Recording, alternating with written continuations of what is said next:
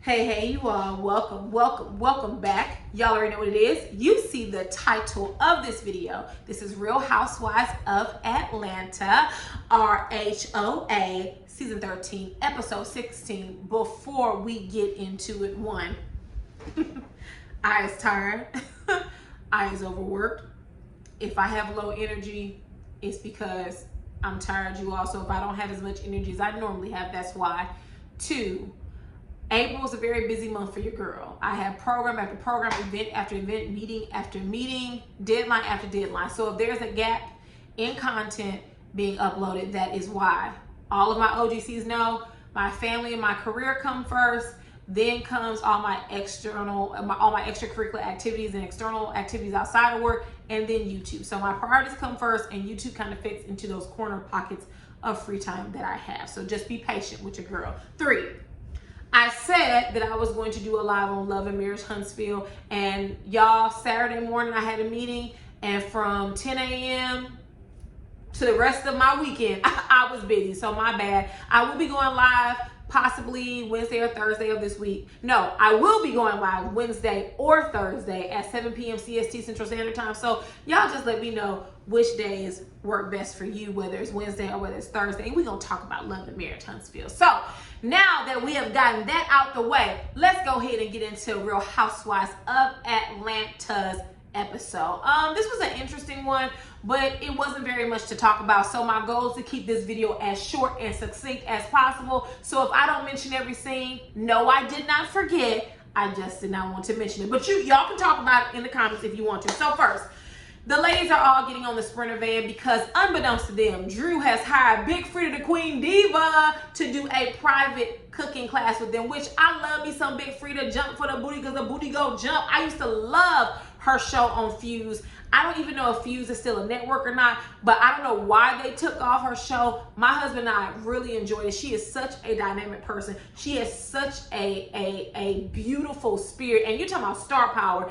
Frida's just one of those people that when you see her, she automatically a star. So I wish that someone would give Big Frida another reality show because she is TV gold. And so is Tootie. I love me some Tootie. So shout out to Big Frida. And so when Portia gets on the bus, she says to Marlo, she's like, girl, I was so tired. I thought it was from our conversation, but I forgot we had the dance class, which I don't think Portia did this intentionally. But when you opened up that door, Portia, that is the reason why everything else spiraled out of control later on in the episode. Not saying it's your fault. I'm just saying it was the catalyst. Because Cynthia, even asked, like, what type of conversation did you all have for it to be that tiring? And they never really answer, right? And because she never answered or Marlo never answered, that left a lot up for interpretation. So they get to the venue. They're surprised with Big Frida. And remember in my last video, I said there's a time, place, and space to twerk. And baby, this was one of those times because when Big Frida say ass everywhere, that's when you get down low like Portia did. And side note, I noticed that Portia, she was doing her Meg Thee Stallion. I noticed her legs was moving. I noticed her thighs was moving, her ankles, and even her feet. But all that booty she has wasn't bouncing or jiggling at all. Interesting. Sidebar number 2, and this is no shade to the person who made this comment. I just think it's funny, so I'm gonna mention it. Someone came under my video and was like, they noticed that all the older women, and in parentheses they put mature content creators on YouTube has a problem with twerking. I said, older? I was like, old? Me? What? I mean, girl, I know I'm not 21. I know I'm not 25. I know I'm not 29, but old. I was like, damn, you hit 30 and you just become yesterday's news. I was like, oh, like how old do these people think I am, honey? I was about to call my dermatologist down in Dallas about sis. I might need to get on a plane and take a red eye to you and get some injections because old, honey, no, I'm not old, but I believe there's a time and place for everything. See, here's the thing. I'm not going to twerk for a key. I'm not going to twerk for food. I'm not going to twerk unless I want to twerk, right? And when Big Frida tells you to twerk, that's exactly what you do. Moving on. As they're getting the dinner together and setting the table, Marlo, Kenya, and Candy have a talk. And Candy, she was a straight shooter. She asked Marlo, what the hell did you and Portia talk about? Okay? And Marlo tells her, like, Portia was telling her to take baby steps. And Kenya interrupts and she's like, wait a minute, with me? And she was like, yeah. And Kenya was like, well, that don't really have nothing to do with her, which I agree. Portia and Kenya shouldn't advise Marlo on how to be a friend to the other. They don't get along. You're already coming from a biased place. Just leave it alone. And Marlo tells Kenya and Candy, now this part is important because it's going to be important later on. She offers them information and says, well, Portia says she didn't sleep with Bolo. And, you know, Kenya said that's a lie. And Candy pleaded the fifth, which is basically saying that Portia lying, if you ask me. And in Marlo's confessional, she says she just wanted Portia to be honest with her and that if you slept with Bolo, why can't you tell me? Y'all, this is a very simple life lesson. Your friends ain't gonna tell you everything, and they're not supposed to. Some stuff you need to keep what? Tight to the chest. You do not tell everything to everyone about yourself. You just don't. You hold things near and dear.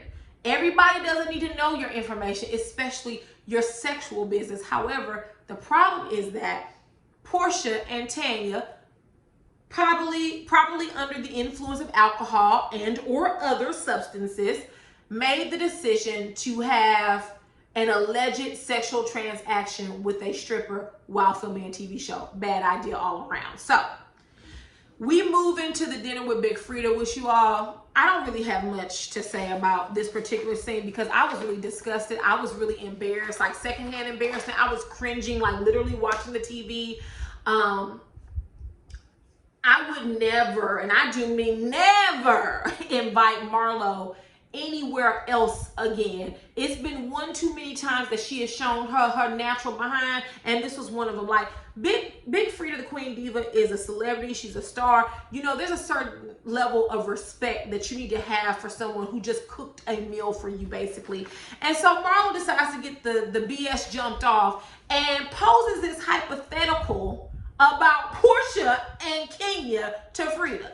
Now, Frida told her right. She was like, you know, I don't like confrontation. So if it was me, I would just leave it alone. And at that point, Marlo, that's when you should have left it alone. But no, you want to keep it going. And Portia eventually chimed in, was like, you talking about me? And everything just spiraled. You know, little did Kenya and Portia know, they kind of lightweight teamed up against Marlo. Not purposefully, but they did do it.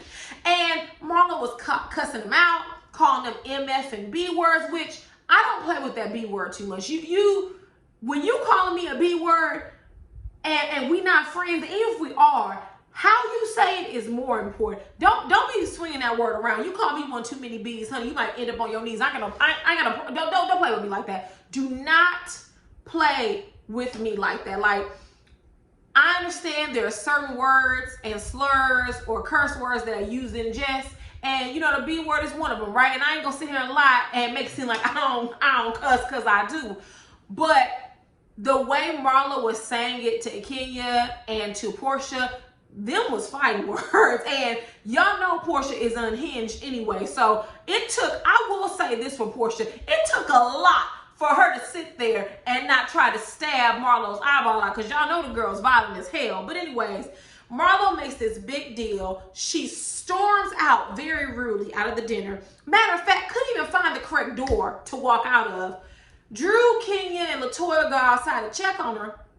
And Drew even says, like, girl, could you come back to dinner and just finish it out? She was like, no. And that would have been my last goddamn time of inviting Marlo anywhere. You got one time to embarrass me, and that will be your last time. So make your next move your best move. And Drew even asked her, like, do you want me to put together like a to-go plate? And oh, hell no, Drew, don't offer her ass nothing. Let her go on back home and mope in her hotel. Don't nobody got time for that. You too old for that. So Kenya comes back in. And when Kenya comes in, Cynthia asked her, you know, is everything okay out there?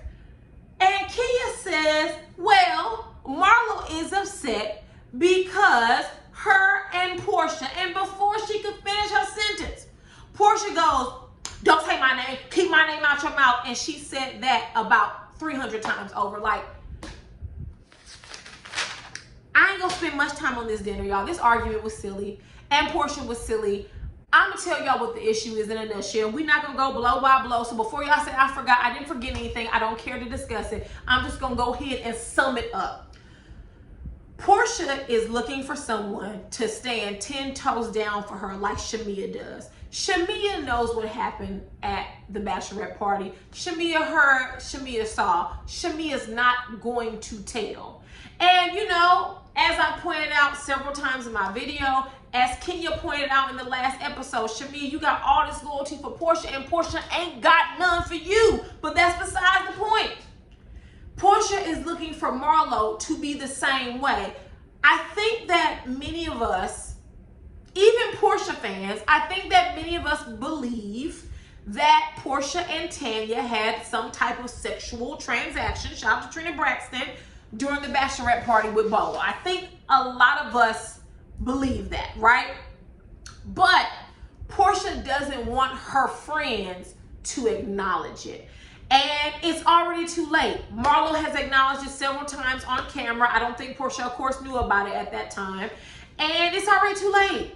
Marlo heard what she heard, or she saw what she saw. And Portia, you can lie about it. You can cry. Hell, you can leave New Orleans all you want to, which wasn't nothing but guilt. It was guilt. You left New Orleans for the same reason that Tanya left the show. But you and Marlo just won't be friends. Marlo is trying to hold on to her peach. She's not a main character or a main cast member, so she has to do what she has to do to earn and keep her spot. And this is just one of those things, but honestly, you all, I don't remember Portia and Marlo being greater friends anyway. I don't remember that. So they're arguing about a friendship that at best was more like an associateship, if you know what I mean. Somewhere in the argument, Candy does try to make sense. And she says, you know, if someone did sleep with a stripper, you know, what difference does it make? And Kenya and Cynthia basically said it doesn't make a difference, but Kenya said the reason why she mentions it is because if it was her, she knows that they wouldn't let her live it down, and they wouldn't. And honestly, you all, I'm tired of Bolo Gate too, but I do understand the context. Because I watched Candy speak on it, I know Kenya is mentioning it because there was some rumblings that Portia and or Tanya, she didn't specify, were going to sue her. And so now that she's on camera, every time it's brought up, she may not bring it up, but she's going to say, yeah, I saw what I saw and I heard what I heard, and no, you slept with a stripper because you threatened to sue me. And Marlo and Candy, y'all saw and heard what I saw and heard, so sue me, basically. And I get it. I can't be mad at it. I'm sure that Kenya has some type of discussion with her attorney and there was some type of advisement that went there, but she's gonna bring it up because she feels like it and because it's a reality TV show and we have to have a little bit of mess.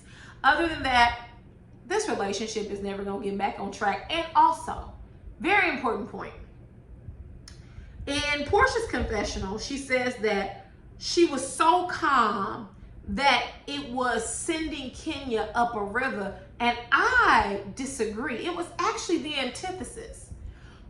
Kenya was able to get Portia to go to a place that she didn't want, so much so that she ended up leaving a trip early. And she actually called Kenya a B word, which in the episode prior, she got on LaToya about calling Drew the B word. But you can call Kenya the B word, right?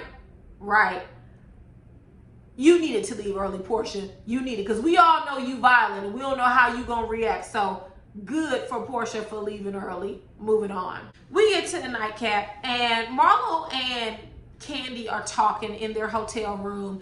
And Marlo basically says she feels like she in the middle, which you're not in the middle. You put yourself in the middle and you ruined dinner because you put yourself in the middle. And she says that Portia is lying, which, girl, when you had the conversation with Portia last episode, why didn't you just tell her that to her face? Like, girl, listen, we friends, but I ain't finna lie for you. You said you didn't sleep with Bolo, cool, we done, let's get on the bus. This does come off very fake. It does feel like you're playing both Kenya and Portia in a sense. So, you know, and I don't even like Portia. And I would say that I would never fool with Marlo. I mean, but, you know, Nene did say that Marlo wasn't to be trusted. But then again, Nene wasn't to be trusted. And Marlo asked Candy, do you feel that Portia's a liar? And child, Candy said, well, I have seen her lie before. No, Candy, you did not see her lie. She lied on you. And she lied about something so severe. And so for all of my new people, because I get a couple of questions about what do you have against Portia? Portia and Phaedra created a lie. They knew that the allegation was false, and they were going to ride with it, all because Phaedra wanted to seek revenge against Kandi. I don't talk about Phaedra because she's not on the show, but both her and Portia can go ride in hell. When you accuse someone of something so serious, is so serious, and you did it because of revenge, honey, something ain't right with you. And let me tell you something. Portia can feed all the hungry children in the world, and I would never, ever see it for Portia. Once you create a lie that is so severe and can have life-changing consequences, right? And you know it's a lie. Portia, the most dangerous one on the show, and I do use the word dangerous. I would stay far away from Portia. She can be cute. Her body can be nice. Her hair can be nice. All that. Portia can give us nice fashions. But besides that, I don't see it for Portia. When you get to lying on someone the way her and Phaedra did, it ain't nothing else you can say to me to make me change my mind about you. Moving on. Y'all, we get to day 3 and Hurricane Zeta is on the way, which means that is going to cause some very severe flooding and heavy rainfall. So Portia leaves early, as well she should have, because she was guilty. She was guilty, all right? And she couldn't take the heat no longer. And Kandi left because she didn't want to get stuck in New Orleans. So, I mean, either way, neither one of them made bad decisions, because I live in the great state of Texas. And in the city that I live in, it floods often. Often. And matter of fact, a couple of years ago, we had a tropical depression and it took my car out. I had to go and get a brand new car. Like literally, my car would not start. It was just floating there in the street outside of my office building. So, I mean, it's serious. I learned from that situation that either I'm going to leave early or I'm going to stay where I'm at, because literally my car got stuck in the rain and the water was rising. And had my coworker, shout out to my coworker, had my coworker not been trailing me and not been beside me, I literally jumped out and the water was up to my kneecaps, and then I jumped in her car. Had she not been there, I would have just been backstroking down the street, I guess. Like I guess that's what I would have to do. So when it floods, you need to either stay where you are or you need to leave ahead of time to make sure you are safe. But anyways, Marlo, Kenya, and Cynthia have a talk in the hotel room. And basically Kenya confronts Marlo about her behavior from the dinner. And the show does a flashback of Marlo taking a picture of the group with Frida. And even then, she's the two fake B words, you know, get closer, get closer, you MF and B words, you fake B words.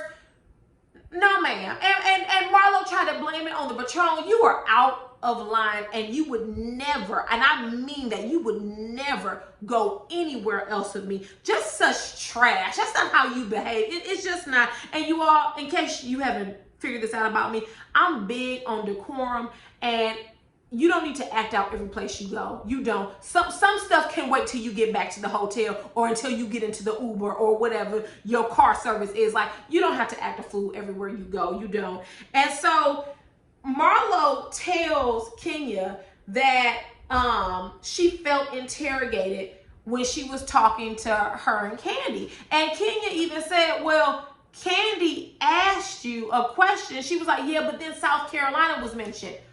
You mentioned it, Marlo. You said that Portia told you that she didn't sleep with Bolo. You offered that information to Kenya and Kandi.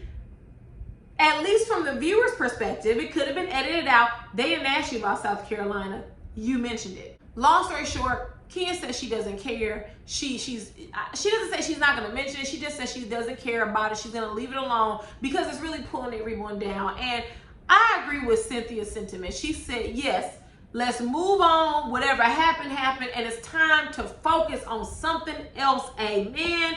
The lights in the hotel go off because of Hurricane Zeta, and the girls' trip ended early. Moving on. Next, we are back in ATL, and we see that the timeline that they're in is when President Joseph R. Biden was announced the presumptive winner of the presidential election, along with Vice President Kamala Harris. So, you know, shout out everybody. Shout out to everyone who worked hard on election campaign. Shout out to all the election judges. Shout out to everyone who strolled, rode, stepped, danced, walked, and ran to the polls. Shout out to everyone who made a difference. And we're not going to spend all day on this because this is not the time and space to talk about politics in a Real Housewives of Atlanta video. But on a serious note, I know that people can become disenchanted with voting because a lot of times you vote and it may not go your way. But I'm telling you, voting is very important because these politicians work for us. Somewhere along the way, we forgot about that as people, not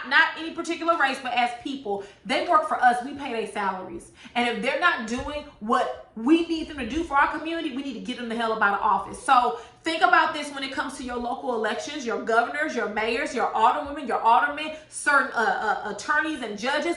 Get them up out of office if they are not performing the way that you need them for. We are their bosses.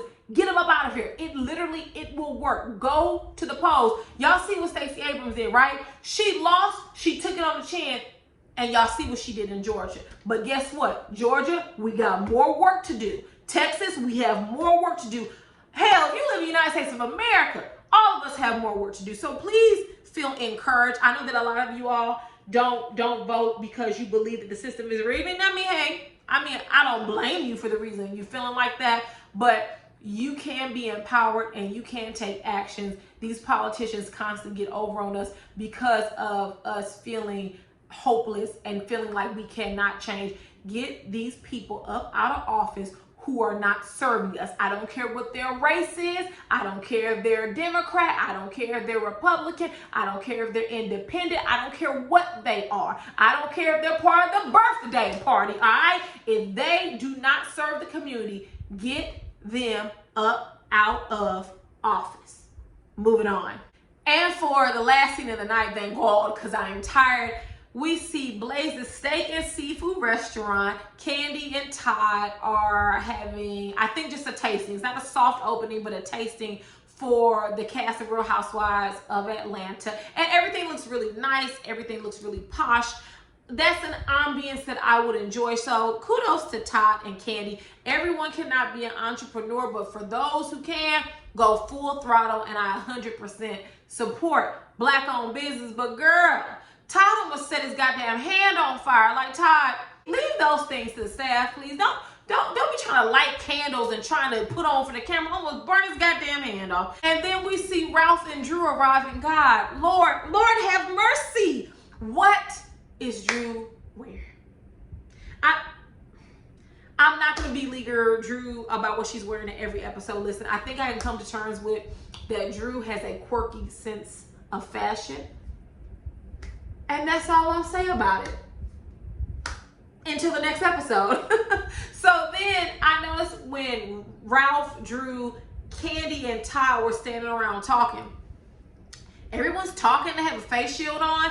And how come Todd was the only one whose breath was fogging up the face? Y'all said, goddamn, Todd, what type of hot, musty ass breath you got? Because everyone else, Portia was talking, Drew was talking, but when Todd talked, all you saw was fog. I said, oh, I know his breath just as hot and musty. Todd, we got to get that under control. You can't be a millionaire with no stanky ass breath. All right, so all the cast arrives one by one. We see Kenya comes in, and honey, Kenya walks in, and here goes Portia and Shamia. They rolling their eyes, cutting eyes at each other like, y'all, if you don't like someone, never let someone see you sweat. Right? When Kenya walked in and she said, hey, well, you should have said, hi, Kenya, and kept it moving. The same with Marlo. Marlo comes in, hi, Shamia, hi, Pete. Girl, you should have said, hey, Marlo. You letting people see y'all sweat. And listen, for someone who claims that they are unbothered, Portia, you sure act a whole lot of bothered. And with that, you all, if there's nothing else, y'all get down in the comments and tell me how y'all felt about this episode. I know I missed some things. No, I didn't forget. I just didn't feel like they were worth mentioning. But y'all can talk about in the comments. We can debate and discuss in the comments. I will see you all either Wednesday or Thursday this week to discuss Love and Marriage Huntsville. So if there's nothing else, I will see you all later. Mwah. Bye, guys.